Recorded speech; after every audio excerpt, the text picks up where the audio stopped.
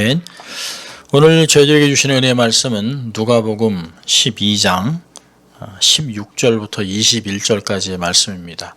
누가복음 12장 16절부터 21절까지 말씀을 봉독해 드릴 때 여러분의 심령과 귀에 은혜가 있기를 바랍니다. 하나님의 말씀을 봉독합니다. 16절입니다. 또 비유로 저에게 일러 가라사대 한 부자가 그 밭에 소출이 풍성하매 심중에 생각하여 가로되 내가 곡식 쌓아둘 곳이 없으니 어찌할꼬 하고 또 가로되 내가 이렇게 하리라 내 곡간을 헐고 더 크게 짓고 내 모든 곡식과 물건을 거기 쌓아두리라. 또 내가 내 영혼에게 이르되 영혼아 여러 해 쓸 물건을 많이 쌓아두었으니 평안히 쉬고 먹고 마시고 즐거워하자 하리라 하되 하나님은 이르시되 어리석은 자여 오늘 밤에 내 영혼을 도로 찾으리니 그러면 내 예비한 것이 네 것이 되겠느냐 하셨으니 자기를 위하여 재물을 쌓아두고 하나님께 대하여 부요치 못한 자가 이와 같으니라. 아멘. 하나님 말씀이었습니다. 여러분 참 잘 오셨습니다. 또 우리 한번 양손을 가슴에 얹고 두 번 외쳐보는데요. 나는 하나님의 특별한 사랑을 받은 사람입니다. 두 번 합니다. 나는 하나님의 특별한 사랑을 받은 사람입니다. 나는 하나님의 특별한 사랑을 받은 사람입니다. 믿습니까 여러분? 예, 우리는 그런 사람들이죠.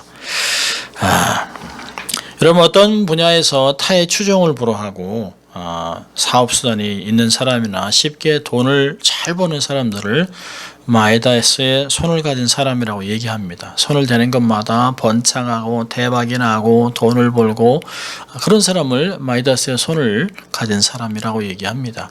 이 마이다스는 그리스 신화에서 나오는 사람이죠. 원래는 굉장히 가난한 나라의 왕입니다.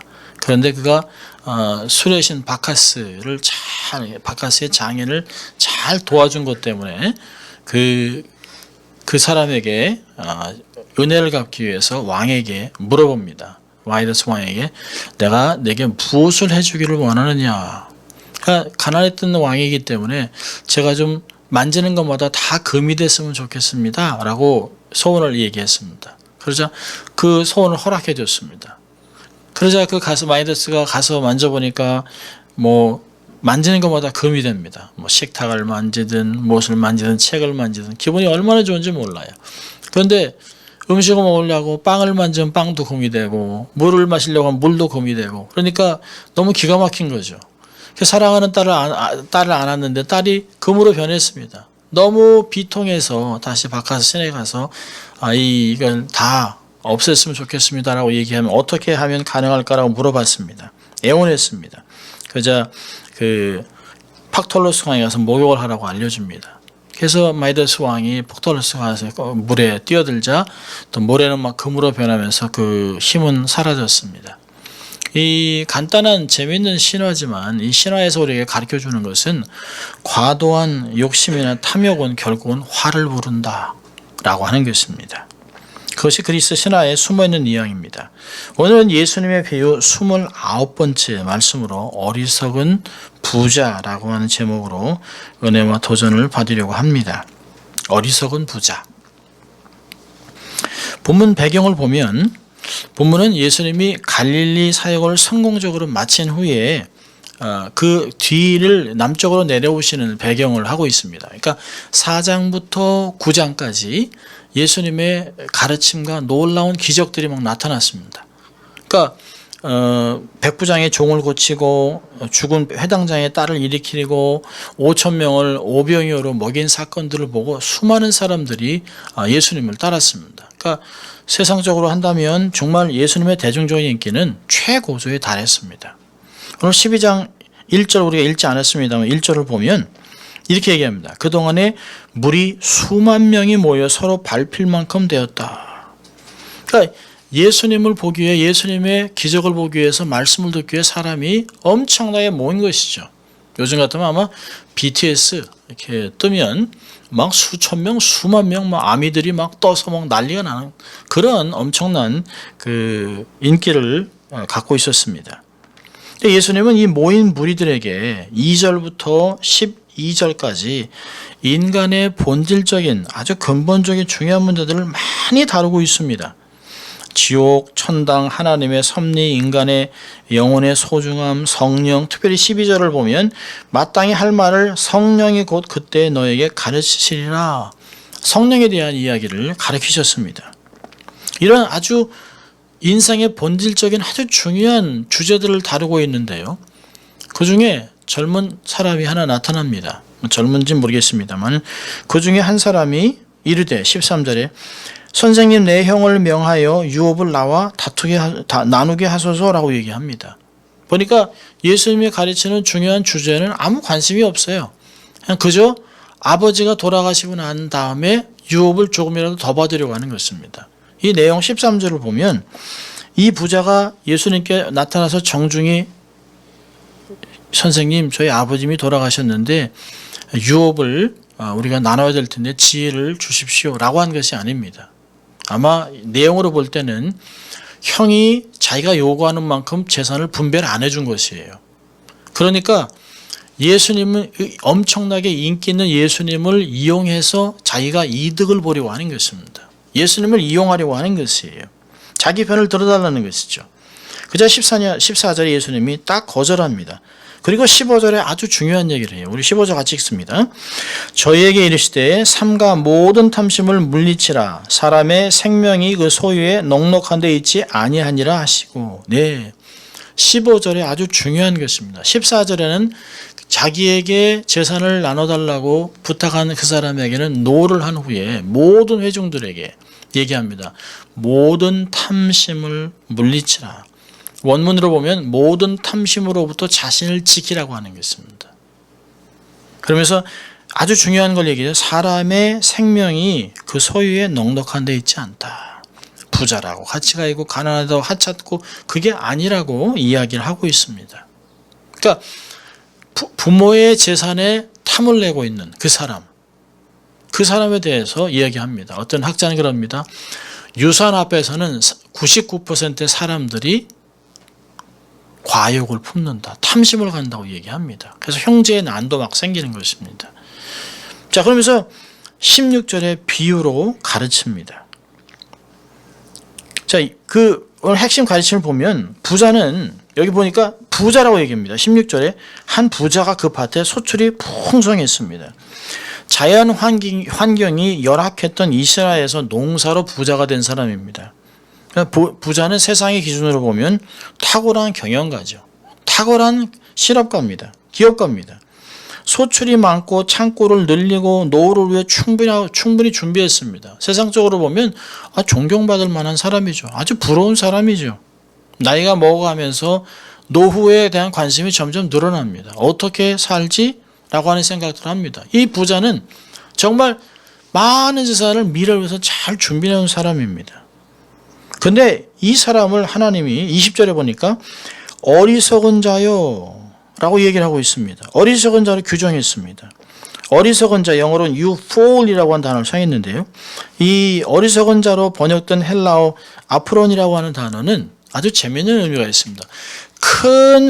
인생의 큰 그림을 볼 줄 모르는 사람, 이런 뜻이 있습니다. 그러니까 근시안을 가지고 살아가는, 먼 미래를 모르고 살아가는 그런 사람을 얘기하였습니다. 한 치 앞을 모르는 사람이 먼 미래를 생각하지 않습니다. 여러분, 나름 이 사람은 재정적으로 자신의 미래를 준비한 부자입니다. 세상적으로 볼 땐 지혜로운 사람입니다. 근데 인생이라는 큰 그림을 볼 줄 모르는 어리석은 사람이라고 하나님이 부르셨습니다. 여러분, 어느 민족보다 지혜를 아주 귀하게 소중하게 생각하는 유대인들에게 어리석다는 건 정말 큰 모독입니다. 수치입니다. 우리말로는 바보, 멍청이, 머리가 텅 빈 놈, 그런 뜻이 있습니다. 세상 기준으로 볼 때는 성공한 부자를 하나님은 왜 그를 바보, 멍청이라고 불렀을까요? 그 이유는 세 가지로 본문에서 찾을 수 있습니다. 첫째로는 이 사람은 하나님을 잊고 살았습니다. 하나님 잊고 살았어요. 그러니까 하나님이 없다라고 생각하니까 첫째로는 감사가 없습니다. 이 비유에 나오는 사람도 유대인입니다. 예수님이 얘기하는 사람은 유대인이에요. 근데 유대인인데 하나님을 망각하고 사는 것이에요. 그러니까 첫째로 나타나는 현상은 감사가 없습니다. 여러분, 예수님께서 사셨던 시대는 환경이 매우 열악합니다. 요즘같이 유기농이나 비료나 개량 종자나 농기계들 트랙터를 가지고 농사를 짓던 그런 때가 아닙니다. 그러니까 농사는 오로지 햇빛, 그러니까 일조량과 강수량에 의존합니다. 결국은 하늘에서 내려줘야 하는 것이에요. 물도 좋고 비도 오고 햇빛도 아주 넉넉하게 적당하게 있어야 됩니다. 이 모든 것이 하나님의 손에 달린 것이죠. 그렇다면 땅의 소출은 하나님의 축복입니다. 그런데 이 사람은 하나님의 축복이라는 얘기가 없습니다. 여기 보니까 내 곡식, 내 곡간 이런 이야기만 합니다.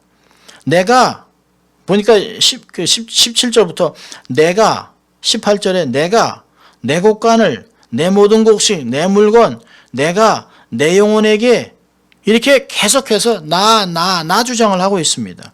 헬라 본문에서는 8번이나 등장하는데요. 누가복음에 나나 내 이런 곳에 동그라미 쳐놓으면 나중에 볼 때 아주 쉽습니다. 부자는 아주 풍성한 소출을 자신의 노력의 결과, 자신의 성공이라고 생각했어요. 내가 해서 내가 얻은 건데 내 것이지라고 생각을 합니다. 그러니까 감사에 대한 흔적이 없습니다. 하나님이 하신 게 아니에요. 자기 공로로만 세우고 있습니다. 삶에 하나님이 없습니다. 시편 14편 1절은 이런 사람을 어리석은 자는 그 마음에 하나님이 없다 한다고 얘기합니다. 하나님이 없어요. 여러분, 이런 하나님이 없다라고 생각하는 사람들은 자기의 노력으로 얻은 것이기 때문에 자기 마음대로 누리고 자기 마음대로 사용할 권리가 있다고 생각합니다. 아니, 내 건데 내가 내 마음대로 쓰는데 누가 뭐래? 라고 하는 것이 세상에 있는 사람들의 이야기입니다. 내 권리인데 라고 이야기를 합니다. 그러나 하나님을 경외하는 사람들은 가만히 생각을 하죠. 이 재물이 어떻게 나한테 주어졌을까? 내가 이렇게 어떻게 많은 것을 얻을 수 있을까? 하나님이 내게 건강을 주셨기 때문에, 지혜와 좋은 환경을 주셨기 때문에, 하나님이 내게 복을 주셨구나 라고 생각을 합니다. 그러니까 하나님께 감사하고 하나님께 헌신하고 하나님께 들을 수 있는 마음이 생기는 것이에요. 감사가 절로 나오는 것이죠. 역대상 29장 14절을 보면 다윗이 이런 고백을 합니다. 모든 것이 주께로 말미암아 싸우니 우리가 주의 손에서 받은 것으로 주께 드렸을 뿐입니다. 하나님이 주신 것을 하나님께 다시 돌려드린 것이에요. 내가 한 것은 아무것도 없습니다. 감사하는 것입니다. 이 말씀을 준비하면서 찬송가 309장이 생각나서 저 밭에 농부 나가, 특별히 이제 추수감사 때 부른 찬송인데요. 그게 1절 가사가 얼마나 마음에 와닿는지 몰라요. 저 밭에 농부 나가 씨 뿌려 놓은 후 주 크신 능력 내려 잘 길러주셨네. 또 사시사철 따라 햇빛과 단비를 저 밭에 내려주시는 그 사랑 한없네. 온갖 귀한 선물 주님이 주신 것, 그 풍성하신 은혜를 다 감사드리세. 아멘입니까? 하나님이 하신 것이에요. 세상에 있는 모든 것만 그렇지 않습니다. 우리 자녀들이 마치 부모 없이 자기가 혼자 자란 것 같습니다. 그런데 보는 입장에서 보면 자식들, 아이고 태어나서 똥기저귀 갈아주고 먹여주고 그 어려운 거 다 해줘서 그렇게 해서 큰 건데 그렇게 생각 못해요. 자기가, 그래서 어른들이 그러잖아요. 너도 자식 낳아봐. 그러면 안다는 것이에요. 여러분, 자식도 그렇고 세상의 모든 것은 누군가가 도와준 것입니다. 특별히 자연은 하나님이 도와주셔서 그런 것입니다. 하나님을 잊고 살으니까 감사가 없어요. 또 하나님 믿고 살아니까 두 번째로는요, 함께 살아갈 이웃이 없습니다. 부자는 하나님을 섬기지도 또 가난한 사람을, 이웃을 돕지도 않습니다. 율법의 핵심이라고 하는 그 말씀이 누가복음 10장 27절에 나와 있는데요. 내 마음을 다하며 목숨을 다하며 힘을 다하며 뜻을 다하여 주 너의 하나님을 사랑하고 또한 내 이웃을 내 몸과 같이 사랑하라. 이것이 율법의 강령입니다. 하나님을 경외하고 사람을 사랑하고 십자가의 사랑입니다. 근데 하나님을 경외하거나 하나님을 사랑하지 않으니까 사람이 보이지 않습니다. 사람을 사랑할 대상으로 보지 않는 것이에요. 여러분, 잠언서 14장 31절은 이렇게 얘기합니다. 가난한 사람을 학대하는 자는 그를 지으신 이를 멸시하는 자요, 궁핍한 사람을 불쌍히 여기는 자는 주를 존경하는 자니라. 가난한 자를 불쌍히 여기는 것, 하나님을 존경하는, 왜요? 하나님이 그를 지으셨기 때문에 하나님을 돕는, 하나님을 공경하는 그런 마음이 있다는 것입니다. 여러분, 당시 이스라엘에는 가난한 사람이 많이 있었습니다. 최근에 그 다큐멘터리 보니까 1950년에 서울 1960년, 70년 서울, 1980년까지 와도요, 정말 못 살았습니다. 정말 저희가 살던 그 지역은 막 길이 이렇게 좁아요. 막 좁고 버스 타려면 그 버스에 그냥 막 콩나물 시루 같이 차장에 막 사람 몸을 밀고 막 그리고 사실 기차표 사는데도 새치기 하면 뭐 몽둥이로 맞고 뭐 한국이 이랬나 할 정도로 정말 너무 못 살았어요. 그렇게 어려웠습니다. 지금도 가난한 사람 많습니다. 서울에도 얼마나 노숙자들이, 이 LA도 얼마나 노숙자들이 많은지 몰라요. 가난한 사람 많습니다. 그런데 부자의 눈에는 하나님을 모르는 사람에게는 그런 자들이 안 보입니다. 보이지 않아요. 재산이 아무리 많아도 함께 나눌 대상이 없습니다. 가난한 사람들과는 배려를 볼 수가 없어요. 현재에도 마찬가지잖아요. 지금 보면 뭐 요즘은 참 그 옛날 서울 다큐멘터리 보면 70년대 뚱뚱한 사람이 별로 없었습니다. 지금은 어린 애들부터 그냥 과체중에 너무 먹어서 살찐 걸로 다이어트 음식 뭐 운동으로 막 난리를 피고 있습니다. 그런데 한편에는 10억이 넘는 사람들이 배를 고르면서 잠을 들어요. 또 막 먹지 못해 태어난 10명 중에 약 4명의 아이들이 빈곤 상태로 병을 들거나 아니면 영양실조로 불구가 된다고 합니다. 여러분, 인간은 본래 함께 나눠 먹고 살게 되어 있습니다. 인간이나 인자도 이렇게 돼야 인자가 되는 거 아니에요? 같이 있을 때만 살 수 있습니다. 근데 부자는 자기만 생각을 하니까 심중에 이렇게 얘기합니다. 17절에 보니까 곡식 쌓아둘 곳이 없으니 어찌할꼬. 너무 많은 것이에요. 재물이 자꾸 늘어납니다. 어떡할까? 금고를 사도 부족하고 또 사도 부족하고 창고를 또 줘야 됩니다. 여러분, 예수를 안 믿는 세상 사람들도 정말 노블레스 오블리주를 실천하기 위해서 많은 재산을 사회에 환원합니다. 가난한 자들, 부족한 사람들이 내주기도 합니다. 특별히 미국의 슈퍼리치들은 전 재산을 자녀에게 안 주고 사회에다 환원하잖아요. 또 한국에서 우리가 자주 얘기하는 부자 경주 최 씨, 백리 안에는 가난한 사람이 없게, 백 없는 사람이 없게, 또 가뭄이 있을 땐 절대 땅을 사지 말아라. 정말 힘들면 사람들의 빚을 탕감해주는 그런 좋은 이야기들도 많이 있습니다.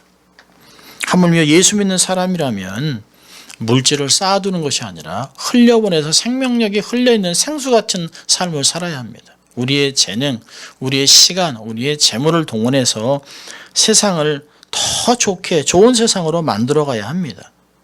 이웃에게 내가 정말 내 복을 나눠주는 그런 인생이 되어야 하는 것이죠. 하나님이 없이 살았기 때문에 이 사람은 감사도 없었고 주위에 이웃도 없었어요. 자, 두 번째로 이 사람이 왜 어리석은 자라고 불렀을까요?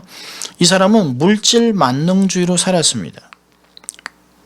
자, 19절 같이 읽을까요? 19절 시작.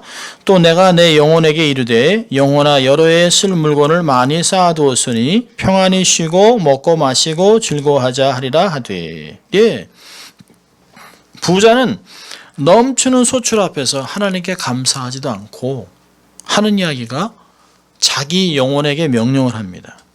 이 사람은 돈 버는 재주는 탁월한데 영혼의 문제에서는 무지해요. 생명이 소유의 넉넉함에 있는 줄을 생각했습니다. 자기 영혼을 자기가 마음대로 좌지우지할 수 있는 거라고 생각했어요. 야, 먹고 마시자. 자기 영혼한테 막 하는. 영혼은 먹는 게 아니에요. 먹는 건 육신입니다.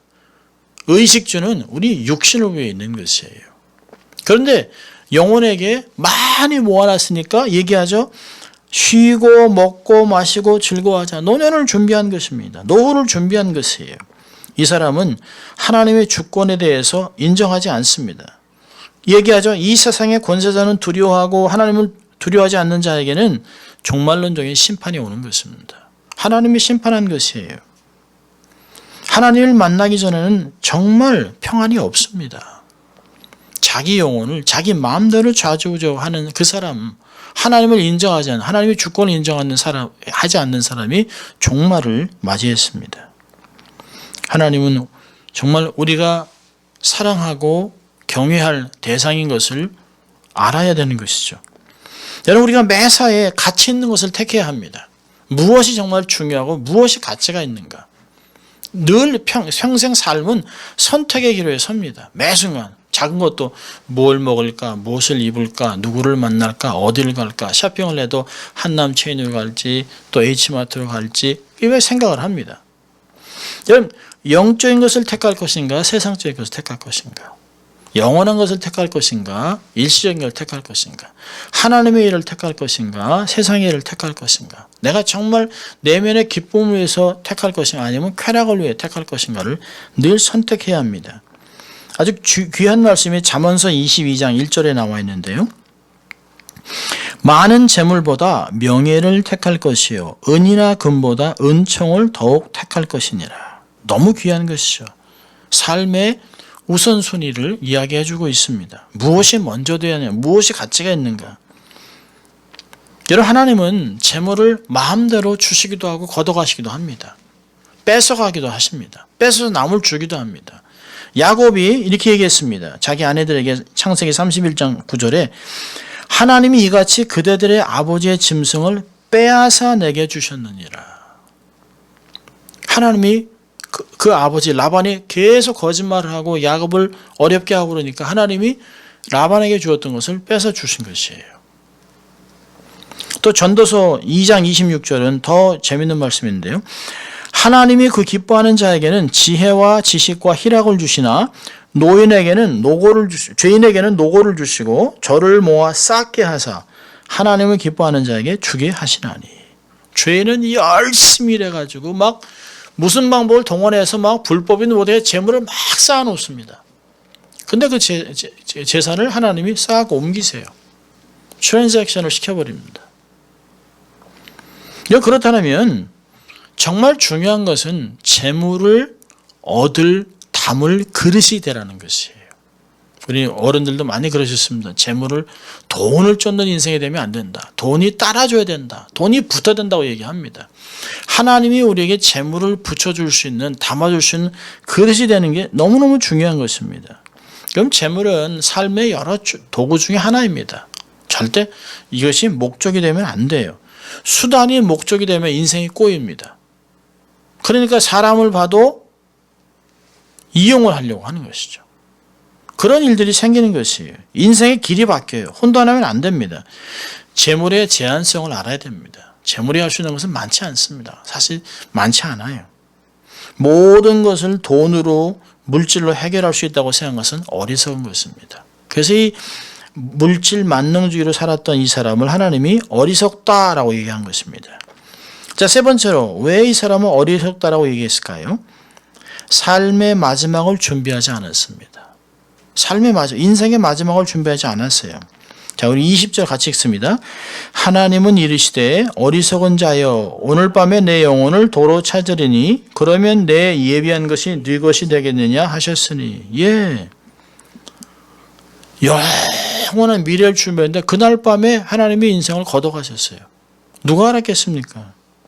부자는 재정적인 미래를 다 준비했지만 영적인 미래는 하나도 준비하지 않았어요. 노후를 준비한다고 이것저것 계산하고 축적해놓고 계획도 했지만 정작 자신의 죽음을 전혀 모르고 있었습니다. 사후는 생각하지 않았어요. 제가 아는 어느 권사님은 남편이 교회를 안 나오셨습니다. 늘 마음에 근심이, 주일날 와서도 얼굴이 얼마나 수심이 있는지 몰라요.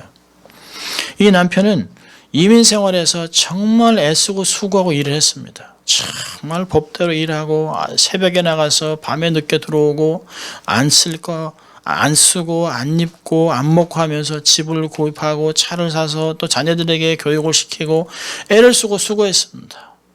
아내가 여보 이제 여보 자꾸 나이 먹는데 자꾸 같이 예배드리고 예수를 믿어야 되는데 교회 나오자 그러니까 아내가 남편이 조금만 더 벌고 조금 준비해서 당신과 자식들에게 좀 남겨주고 좋은 미래를 준비해야 되겠다고 조금만 참아달라고 그때 나서 우리 정말 함께 교회 다니고 정말 나도 예수 한번 믿어보고 행복하게 살아보자라고 얘기했어요.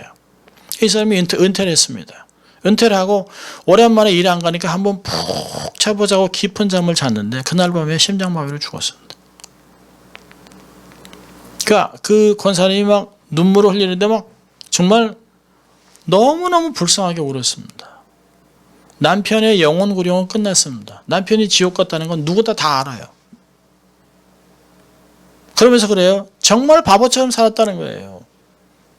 노래 가사말 같이 내가 남편을 조금 더 좀 강압적으로 얘기를 해서 끌고라도 남편을 교회를 데리고 나가고 예수 믿게 해야 되는데 이렇게 될 줄 아무도 몰랐다고 얘기해요. 아무것도 모르고 아무 준비도 못하고 남편이 덜컥 그냥 밤에 죽은 것이에요. 영 이별이 된 것이죠. 그에게 인생의 주인 되신 하나님이 삶을 요구했습니다. 끝. 타임스 업 하고 부르신 것이에요. 여러분 오늘 20절에 보면 오늘 밤에 내 영혼을 도로 찾으리니, 도로 찾다라고 해당하는 단어는 빚이나 훔친 물건 등에 대해서 되갚기를 요구한다는 의미가 있습니다. 돌려달라는 것이에요. 하나님은 빌려주신 것을 돌려달라고 요구하신 것입니다. 사형기간이 끝났다는 것이에요. 여러분 목숨은 권리가 아니에요. 목숨은 선물이고 빌려온 것입니다. 하나님이 주신 것이에요. 그 정해진 시간이 있습니다. 문제는 우리가 그 시간을 모른다는 것이에요. 5년 후 몇 월 며칠 몇 시에 간다라고 한다면 우리가 얼마나 하겠습니까? 뭐 별의별 행동을 다 하겠습니다만 미래를 몰라요. 하나님 모르게 해놓으셨어요. 그래서 잘 될 때는 기뻐하고 감사하고 곤고할 때는 생각하라. 이 두 가지를 병행해서 인생이 살아가라고 전도서 7장 14절은 이야기합니다. 부자는 미래의 불확실함을 모르고 살았습니다. 언제 어디서 어떤 일이 생길지 전혀 모르고 살았습니다. 여러분 사람이 강한 것 같죠? 아니요. 몰라요. 내일 일을 모릅니다. 오늘 저녁까지 일도 몰라요. 여러분 잠언서 27장 1절에 이럽니다. 너는 내일 일을 자랑하지 말라. 하루 동안에 무슨 일이 날는지 내가 알 수 없음이니라. 아무도 자신을 자랑할 수 없어요. 나 건강해? 또 뭐 재산이 있어? 배운 게 있어? 아무도 몰라요. 툭 치면 그 똑똑했던 사람이 치매 걸리고 이름도 잊어버리고 재산도 다 날아가고 그러는 것이에요. 저도 작년 2월 달에 말짱하게 학교 갔다 오다가 갑자기 차에 쳐가지고 다리가 부러졌습니다. 누가 알았겠습니까? 평생 늘 다니던 길인데요. 근데 얼마나 감사합니까? 그 차가 빠른 속도로 돌면서 저를 쳐서 지나갔다면 그냥 죽은 거죠. 제2의 인생을 살아가는 것입니다. 오른쪽 다리가 부러져서 걸으면서 왼쪽에 힘을 주니까 왼쪽까지 다리가 부어가지고 일어나지도 못한 때가 있었어요. 답답하지만 그래도 살아있는 게 감사한 것이에요. 하나님이 하셨기 때문에 얼마나 감사한지 몰라요. 하나님이 도와주지 않으면 건강이나 장수나 살아갈 수가 없습니다. 아무것도. 준비되지 않은 죽음은 정말 비참합니다. 여러분 나이가 10살이든 20살이든 30살이든 일찍 죽는 것 같지만 자기의 뜻을 다 이루고 죽는 죽음은 아름답습니다. 한국에서 11살짜리 아이인데 어릴 때부터 그렇게 믿음이 좋았다고 그래요.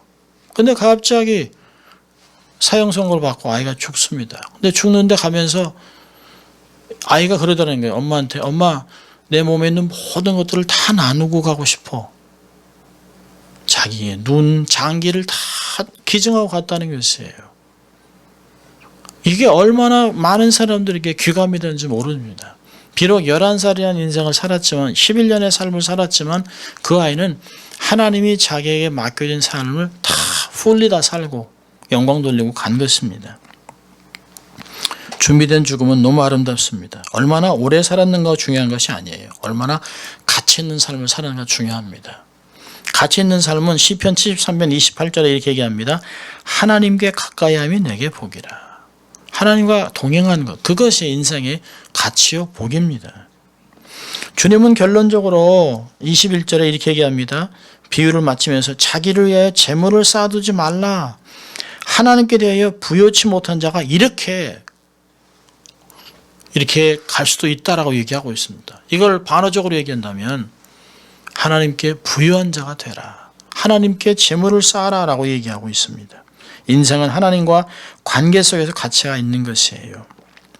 자, 오늘 그 비유를 통해서 두 가지를 삶의 교훈을 적용하려고 하는데요. 첫째로는 바른 물질관을 소유하라는 것입니다. 바른 물질관을 소유하라. 여러분, 물질은 나쁜 것이 아닙니다.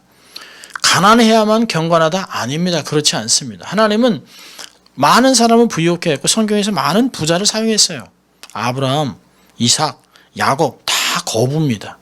여러분, 아브라함이 75세에 우르에서 하나님께 부름받아 지시할 땅으로 가라 그랬잖아요.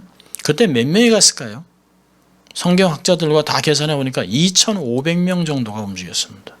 여러분, 지금도 2,500명이 움직이려면 엄청난 숫자입니다.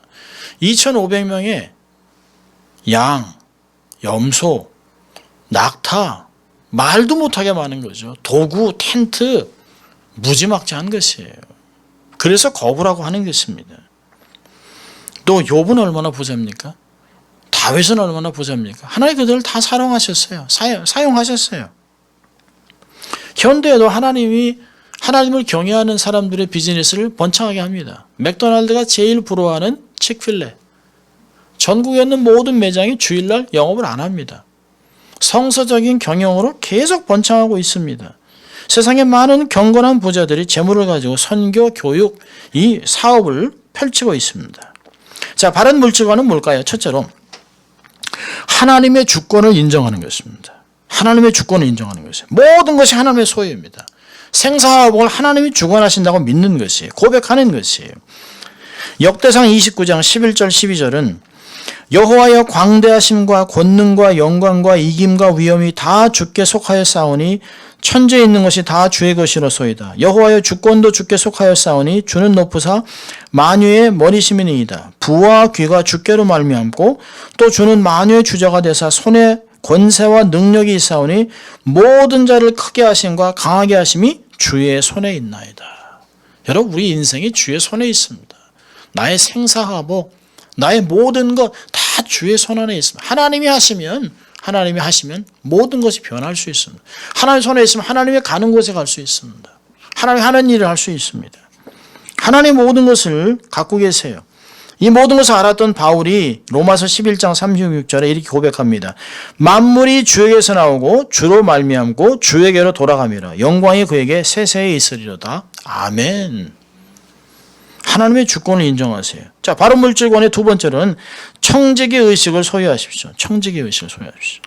모든 것은 나에게 목적을 주고 하나님 맡기신 것이에요. 나의 재능, 나의 믿음의 분량, 나의 모든 장점을 다 보시고 그 분량만큼 재물을 맡겨주셨어요. 그렇다면 그것은 주의 뜻을 실현하기 위해 주신 것이에요. 주인의 뜻을 이루기 위해 주신 것입니다. 최선을 다해야 합니다. 주의 나라와 의가 이루어지기 위해 기도하고 사용해야 하는 것입니다. 절대로 주인 행세를 하면 안 되죠. 내 것 하면 안 된다라고 얘기하는 것입니다. 여러분, 어린아이들이 하는 얘기가 뭡니까? 늘 mine, 내 거, 엄마 거도 내 거, 동생 거도 내 거. 애들은 다 그래요. mine. 시간이 지나면서 철들면 이게 내 게 아니구나 라고 하는 것을 알고 자기 것도 남에게 줄 수 있는 사람이 되는 것이죠. 모든 것은 주의 것입니다. 우리가 살아도 주를 위해 살고 죽어도 주를 위해 죽느니 그러므로 사나 죽으나 우리가 주의 것이로다. 로마서 14장 8절은 고백합니다. 착하고 충성된 종이 되어야 됩니다.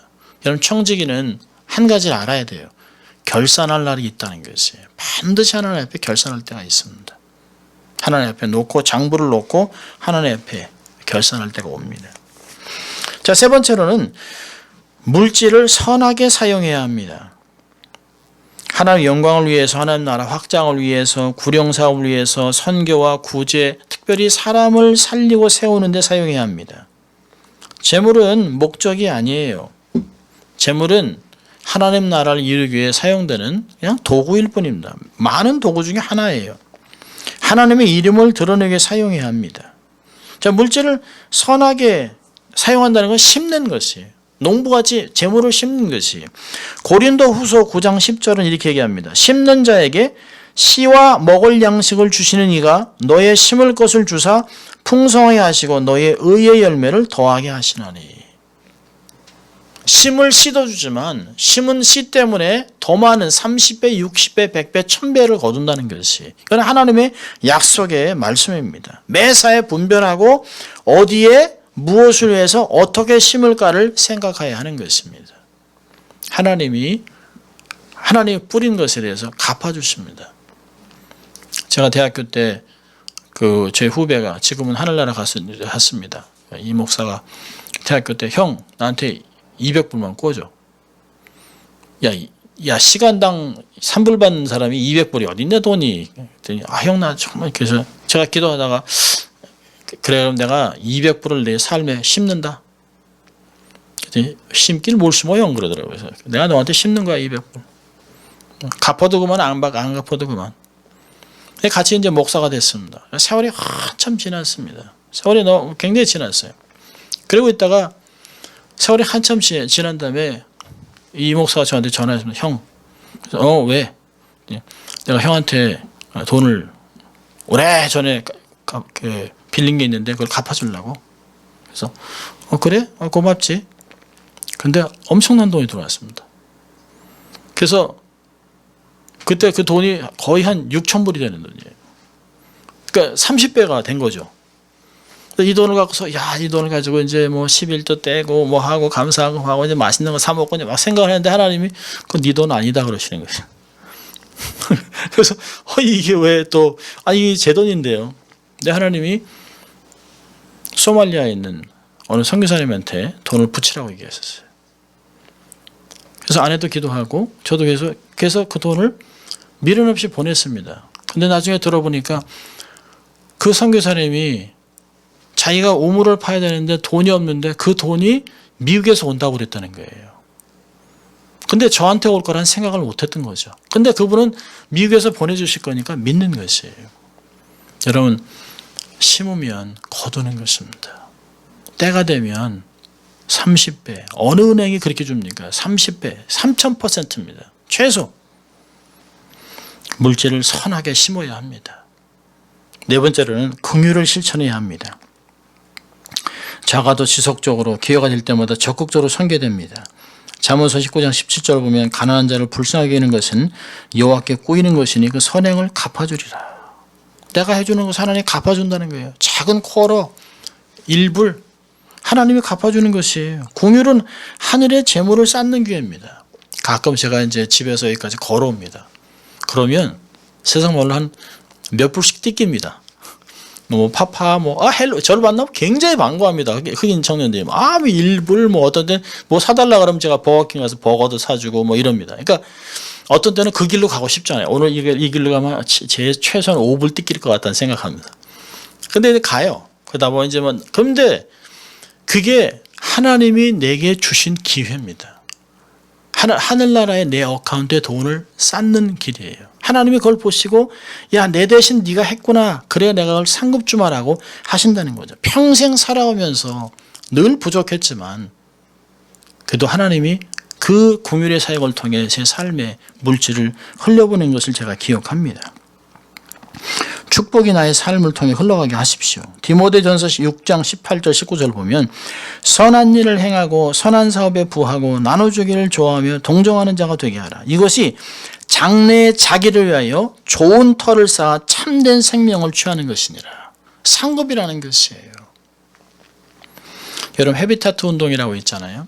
지미 카터 대통령으로 해서 이게 아주 유명해진 것인데 원래 창시자는 원래 밀라드 풀러라는 사람입니다. 이 사람은 어릴 때 너무 가난했기 때문에 정말 한이 있어서 공부를 해가지고 변호사가 되고 사업도 해서 돈도 엄청나게 벌었습니다. 매일 밤마다 그냥 백에다 돈을 가득가득 다 모았습니다. 그리고 아내 린다에게 줬습니다. 아내는 얼마나 행복했을까요?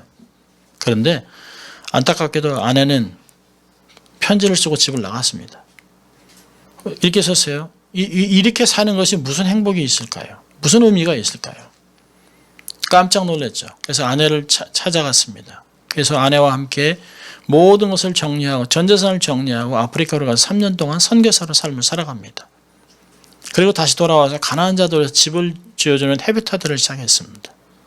모든 것이 부족하고 가난하고 힘들지만 삶의 행복은 넘치게 있었습니다. 여러분 의미 있는 생을 살면 행복합니다. 생의 의미는 재물이 많고 적음에 있지 않습니다. 하나님 영광을 위해서 복음에 살면 영원한 의미도 있고 가치도 있는 삶을 산다고 하는 것입니다. 정말 성서적인 지혜로운 재정 관리를 해야 하는 것입니다. 자, 두 번째로 마지막으로 적용하는 것은 자족을 배우라는 것입니다. 자족을 배우라. 작은 것에도 만족하고 감사하는 마음을 소유해야 합니다. 사도 바울은 자기가 궁핍해서 말하는 것이 아니라 어떤 형편이든지 내가 자족함을 배웠다. 가난하든 부자든 어떤 상황에서도 하나님을 섬길 수 있다고 얘기하고 있습니다. 또 디모데전서 6장 6절부터 8절 보면 자족하는 마음이 있으면 경건에 큰 이익이 되느니라. 우리가 세상에 아무것도 가지고 온 것이 없음에 또한 아무것도 가지고 가지 못하리니 우리가 먹을 것과 입을 것이 있은즉 족한 줄로 알 것입니다. 정말 우리가 자족하면 작은 것으로 감사하는. 왜 감사하지 못할까요? 비교하니까. 욕망이 있으니까 감사가 안 되는 것입니다. 자족하는 마음은 그냥 생기지 않습니다. 훈련하고 배워야 합니다. 우리의 욕심, 욕망은 끝이 없습니다. 여러분, 탐심이라고 하는 헬라어 단어는 더 움켜쥔다 그러는데, 더 움켜쥔다. 욕심을 통제하지 못하면 망해요. 모으고 또 모으고 악착같이 모으다가 병들어 쓰러져 써보지도 못하고 세상을 급하게 떠나는 사람들이 많습니다. 정말 돈 아끼려고 건강보험도 안 들고 애를 썼는데요. 은퇴하자 덜컥 60에 암 걸려서 모아놓은 재산 다 날리는 사람도 많이 봤습니다. 교포들 중에. 너무 안타까운 모습들이죠. 탐심은 평정심을 잃게 합니다. 성경은 탐심은 우상숭배라고 골로새서 3장 5절은 이야기합니다. 여러분, 성도들은 외부 조건에서 만족을 얻을 수 없습니다. 설령 외적 상황이 화려해도 영혼이 궁핍하면 정말 이건 정신적 장신품에 불과합니다. 아무 이득이 안 돼요. 교회를 나와도 마음의 평안이 없으면 그냥 아무리 돈을 벌어도 행복함이 없습니다. 만족함이 없어요. 그런데 내 마음에 은혜와 기쁨과 감사가 있으면 상황과는 상관없이 세상 사람들은 이거 어떻게 하냐 그러는데 아니요, 감사해요. 바람 불어서 감사해요. 있을 것이 있어 감사해요. 먹을 것이 있어 감사해요. 가족이 있어서 감사해요. 감사가 넘치는 것입니다. 소크라테스의 제자 안티스네스는 이런 유명한 격언을 남겼습니다. 현명한 사람은 자족하다. 자족한다는 것은 일상을 행복하게 만드는 지혜의 방편입니다. 자족할 줄 알면 마음이 물질에 얽매이지 않습니다. 하나님의 은혜를 느끼고 자족할 때 탐욕의 사슬이 끊어지는 것입니다. 정말 Are you happy? 정말 행복합니까? 근데 사람들은 조금 돈만 더 벌면, 조금만 더 건강하면, 이걸 조금만 더 하면, 아니요, 그렇지 않아요. 내가 모든 과도한 욕심을 버리고 자유로워지면 행복하실 수 있습니다. 욕심 버리면 사람에게는 감사함이 있습니다. 묶이지 않고 자유함이 있습니다. 영적으로, 정서적으로, 육체적으로 여유가 있습니다. 삶을 즐기고 살아갈 수 있는 힘이 생기게 되는 것입니다. 자, 말씀을 마치려고 합니다. 재물에 대한 탐심을 버리십시오. 모든 것에 자족하는 마음을 소유하고 하나님 앞에 충성된 청지가 되십시오. 주위에 가난하고 소외된 자들을 구체적으로 섬기며 축복의 통로로 삶을 살아가십시오. 또 하나님께 부유한 자가 되는 여러분 되시길 주의 이름으로 축원합니다. 기도하겠습니다. 하나님 아버지 감사합니다. 오늘도 저희를 예배자로 초청해 주시고 우리가 어떠한 삶을 살아갈지 말씀으로 또 권면해 주신 것 감사합니다. 하나님 물질 만능주의로 하나님 어리석게 삶을 살아가지 않게 하시고 하나님을 의식하고 하나님께 감사하고 이웃을 돌보며 또 우리의 남은 삶을 마지막을 준비해가는 지혜로운 자가 되어 정말 지혜로운 착한 충성된 부유한 삶을 살아갈 수 있도록 인도하여 주시옵소서. 감사하고 예수님 이름으로 기도합니다. 아멘.